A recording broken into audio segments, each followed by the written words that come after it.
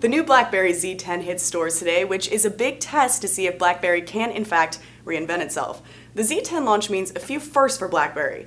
This is the first major phone launch since RIM rebranded itself as BlackBerry. It's also the first flagship BlackBerry phone with no keyboard and absolutely no buttons.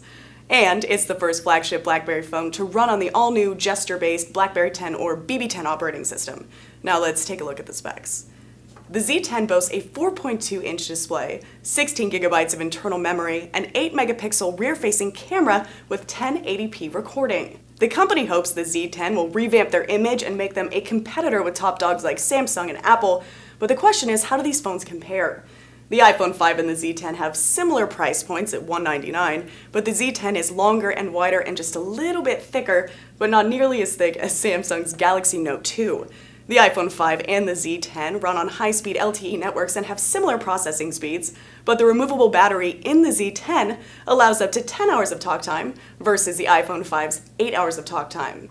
BlackBerry's CEO even said he thinks Apple's iPhone is outdated, but we think that's probably because BlackBerry's been losing ground to Apple since they released the iPhone back in 2007.